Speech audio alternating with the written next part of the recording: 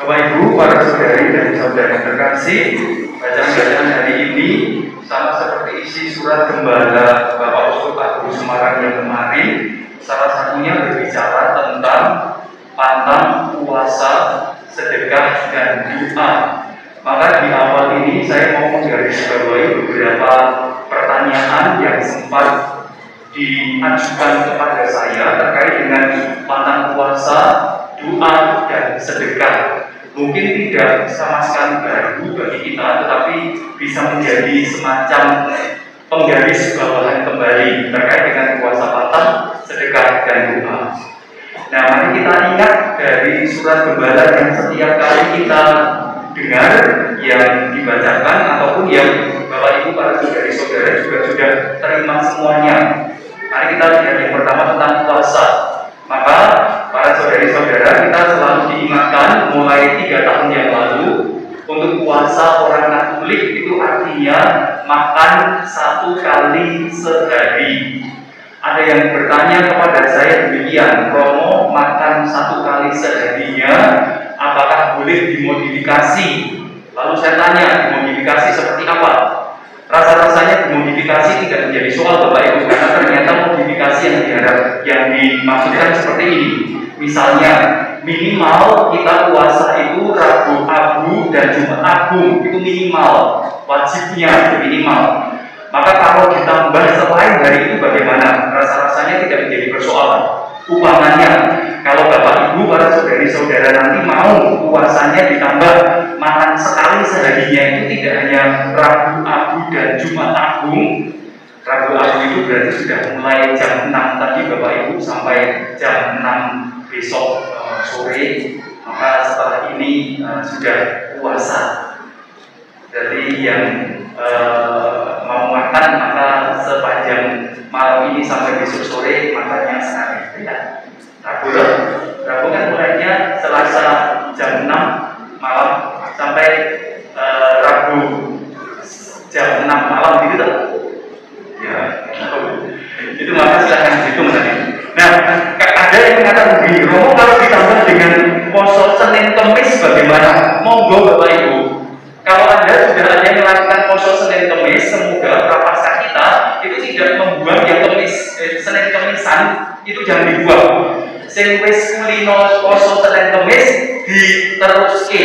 Maka ketika ada yang bertanya, Romo boleh tidak dimodifikasi dengan ditambah Senin Kemis? Boleh Bapak Ibu, boleh, lakukan saja, nggak salah. Nggak salah. Maka nanti posonya wajib bisa jadi Rabu Abu dan Jumat Agung plus dari Senin Kemis sepanjang prapaskah. Toh karena sepanjang tahun sudah panjenengan tindake, maka jangan hilangkan karena itu sudah praktek yang bagus gitu ya. Jangan sampai poso Rabu dan Jumat Agung itu nanti malah menghilangkan praktek baik yang sudah panjenengan punya. Maka Bapak Ibu, para saudari-saudara yang sudah kulino itu pokoknya poso Senin Kemis, lakukan terus Bapak Ibu, lakukan terus. Jangan kemudian malah cendak karena Rabu Agunan dan Jumat Agunan, gitu ya. Itu yang pertama. Kemudian Senin Kemisan boleh Bapak Ibu, boleh. Kalau mau ngebleng bagaimana? Betul ya ngeblengnya. Kalau 40 dino men ora jahat, monggo. Kalau bisa, tetapi jangan menyiksa diri. Karena kan di masyarakat kita ada poso ngebleng, maka silahkan kalau mau. Dan kalau ada kuat tuh ya. Tapi kalau tidak kuat ya sudah, jangan menyiksa diri. Tapi kalau mau silahkan. Tidak apa-apa. Tapi jangan nekat cari perkara. Tetapi kalau ada yang kuat silahkan. Jadi jangan sampai prapaskah kita justru mengurangi kebiasaan baik kita puasa yang sudah kita lakukan. Lalu berikutnya yang ketiga ditambahkan, Romo nek 40 dino posone bagaimana? Silahkan. Jadi posonya tidak hanya 2 kali Rabu Abu dan Jumat Agung, tetapi 40 hari. Boleh sepanjang 40 hari ke depan itu poso makannya sekali sehari. Bukone, arti buko Bapak Ibu makan 3 kalinya kapan? 6 hari Minggu. Bapak Ibu para saudari-saudara, masa prapaskah kita itu hanya 40 hari kerja. Minggu itu prei pasani. Ingat tuh ya. Jadi minggu itu waktunya buko. Jadi buko itu artinya makan 3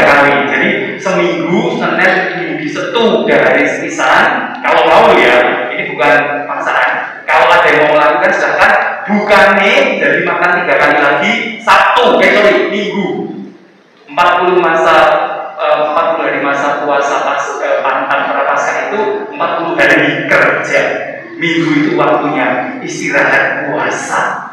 Maka boleh 3 kali lagi makan dalam sehari. Monggo, pokoknya pantang puasa kita itu tidak kemudian menghilangkan yang praktik sudah kita lakukan. Itu catatan pertama, supaya jangan sampai merasa puasa wong Katolik tambah meringankan kebiasaan baik yang sudah dilakukan. Enggak, ini menambah Bapak Ibu para saudara. Itu ya.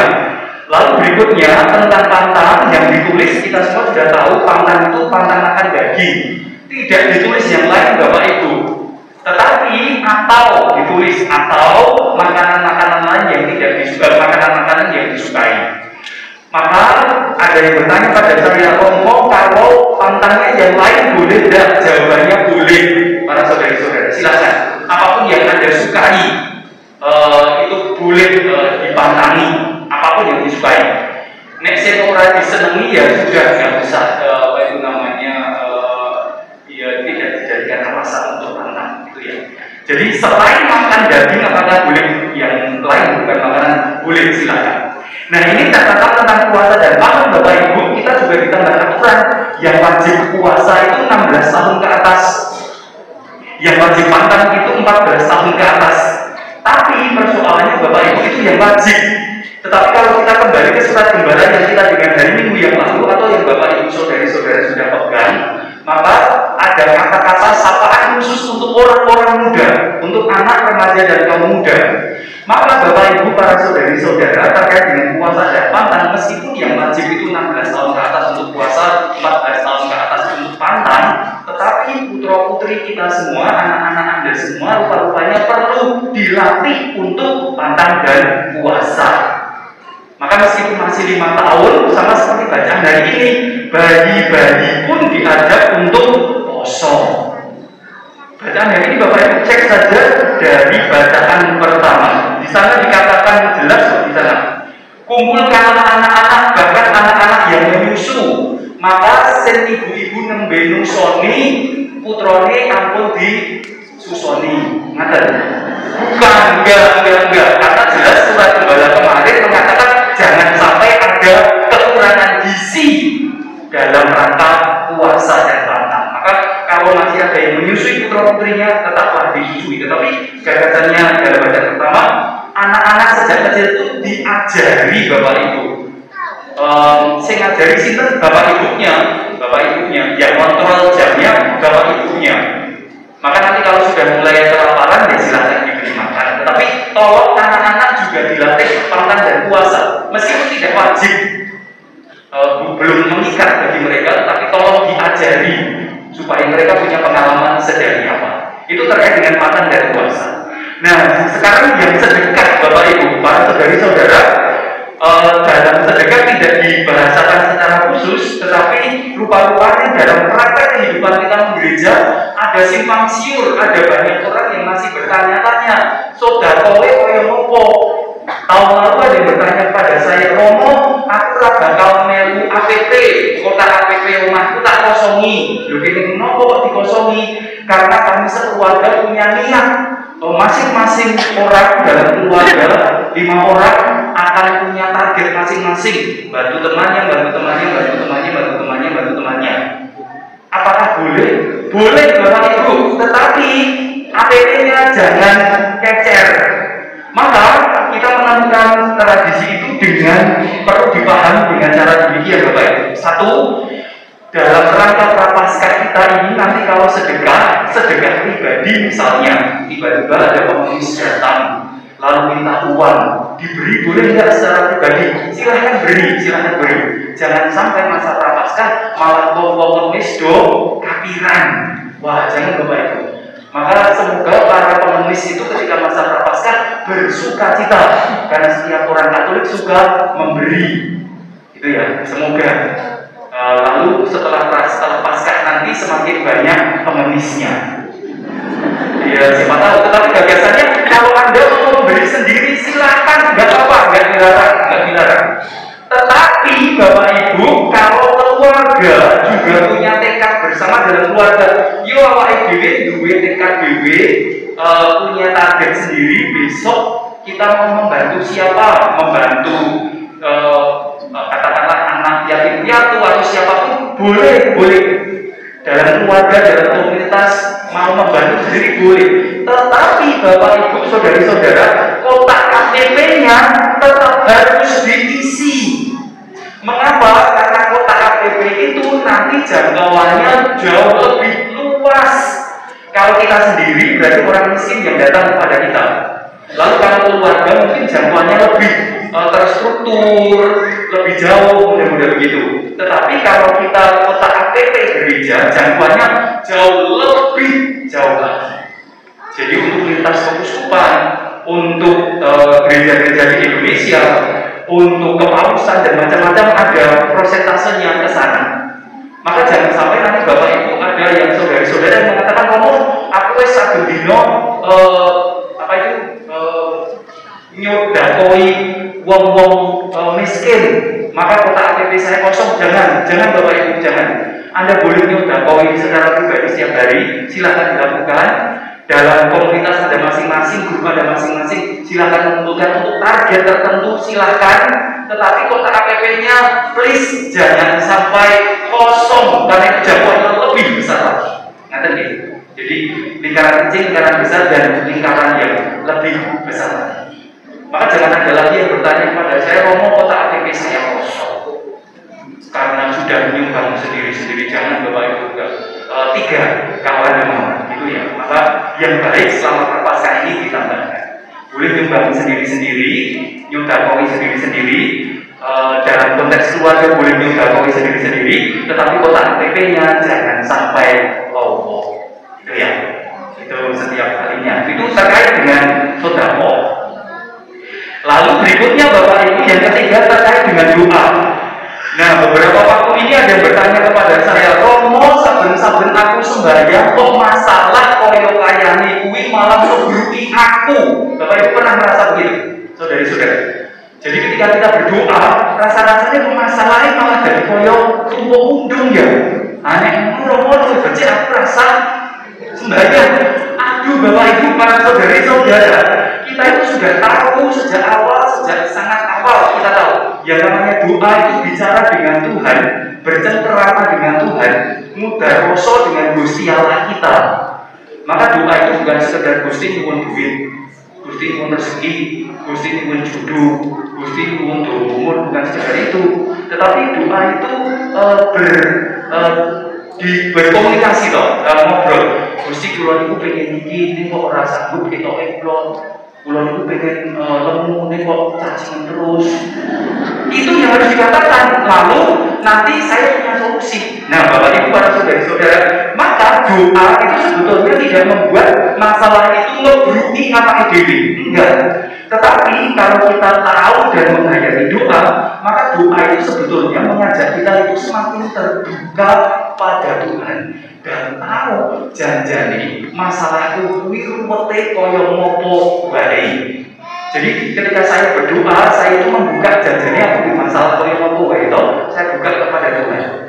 Lalu setelah rampung sembahyang, karena saya sudah menyampaikan masalah-masalah saya, lalu seolah-olah iya bar sembahyang kok masalahnya jadi ketok welo-welo kabeh, betul. Tetapi tidak menimpa kita bertumpuk-tumpuk, tetapi karena kita mengatakan persoalan kita kepada Tuhan, maka lalu terbuka semuanya.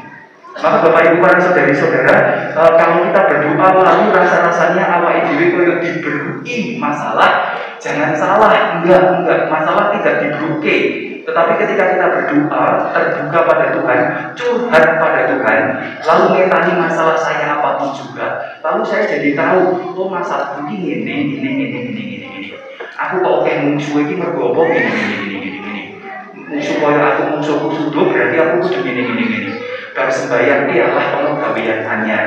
Itu tuh Bapak Ibu, karena sudah tahu resolusinya, supaya saya berkurang musuh saya, maka saya harus murah hati, saya harus bagaimana dan macam-macam. Gawean tambahan. Tetapi itu bukan tambahan sebetulnya, tetapi kesadaran yang diperbaiki. Maka yang ketiga tentang doa, Bapak Ibu para saudara-saudara, jangan lagi menganggap doa itu sama dengan memberi kesempatan pada masalah untuk tumplek belum ngebrui saya. Bukan. Doa itu mengajak saya tahu saya punya masalah apa saja, lalu solusinya kira-kira apa saja, solusi A, B, C, D dan sebagainya. Lalu setelah sembahyang saya tahu, bar sembahyang kok aku ngerti akeh gawean sing kudu tak tindaki. Itu tentang doa Bapak Ibu.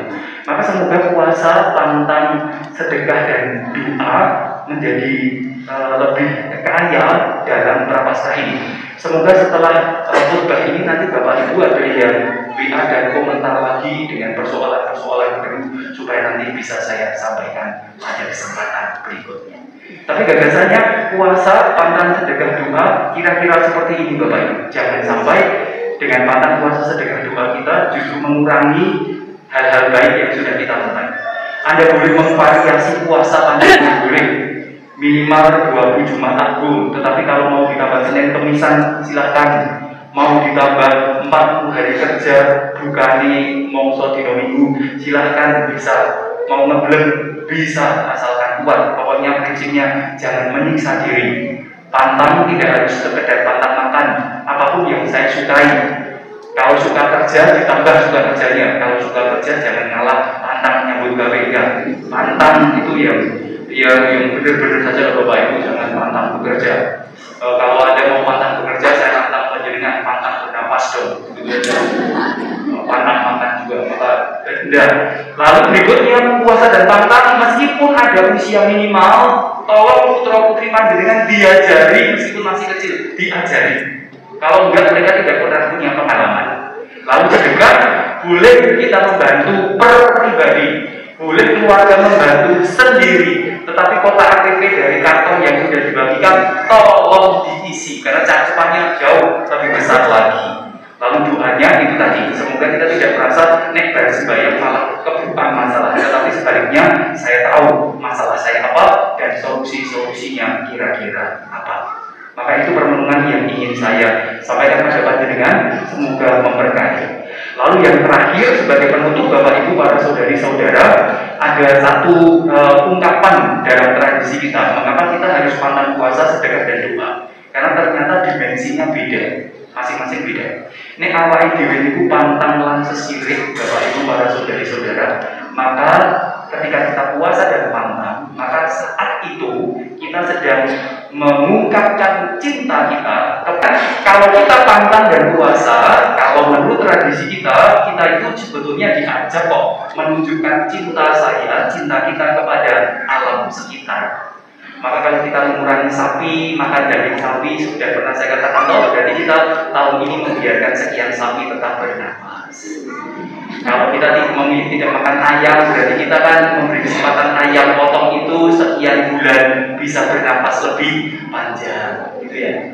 Kalau kita tidak merumput, maka kita membiarkan rumput itu punya kesempatan lebih tinggi dedeknya. Mudah itu Bapak Ibu. Jadi pantang puasa itu mengajak kita untuk cinta alam. Itu ungkapan kita cinta alam. Kalau sedekah, sedekah itu ungkapan cinta kepada sesama manusia. Dan terakhir kalau kita sembahyang, maka sembahyang itu wujud cinta kita kepada Tuhan. Semoga kita menghayati apapun itu, pantang puasa, sedekah dan doa sebagai wujud cinta kita kepada alam sesama dan Tuhan. Nama Tuhan dimuliakan kini dan sepanjang segala masa. Bacaan dari Nubuat Yoel. Sekarang inilah firman Tuhan. Berbaliklah kepadaku dengan segenap hatimu, dengan berpuasa, dengan menangis dan mengadu.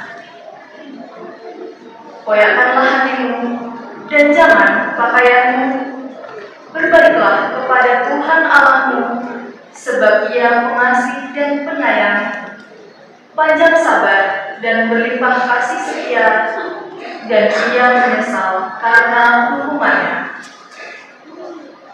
Siapa tahu, mungkin Ia mau berbalik dan menyesal, lalu meninggalkan berkat menjadi kurban sajian dan kurban curahan bagi Tuhan Allahmu.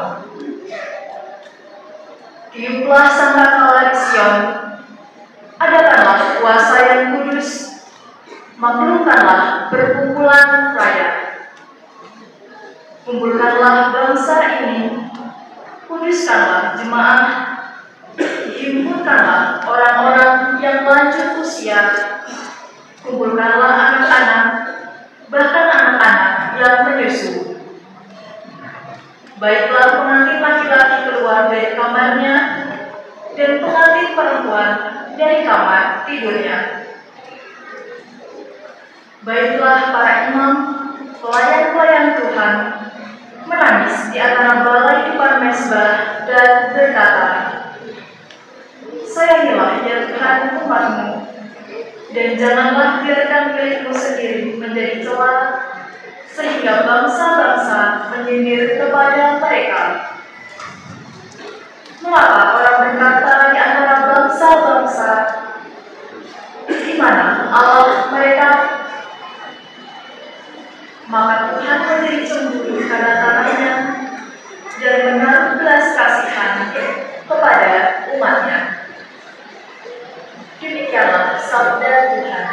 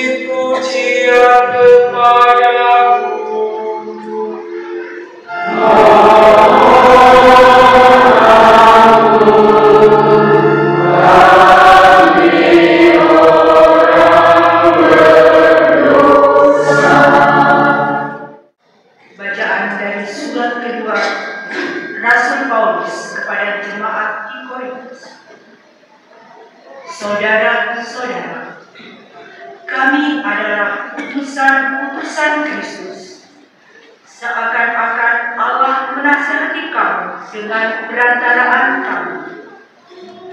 Dalam nama Kristus, kami meminta kepadamu, berilah dirimu didamaikan dengan Allah.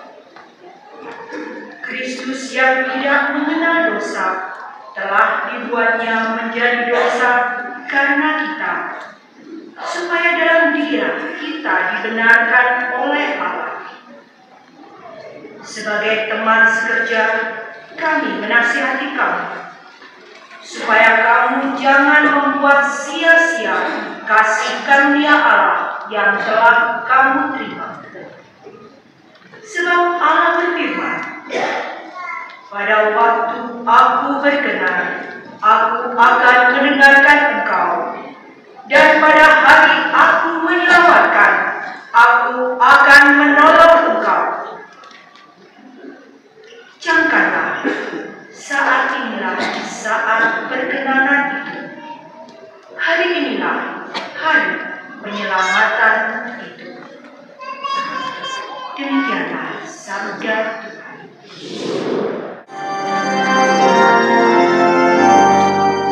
Terpujilah Kristus Tuhan, Raja mulia yang kekal. Terpujilah Kristus Tuhan, Raja mulia yang kekal.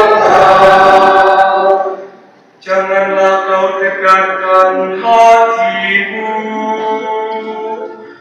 dengarkanlah suara Tuhan pada hari ini. Terpujilah Kristus Tuhan, Raja mulia dan kekal. Inilah Injil Yesus Kristus menurut Matius.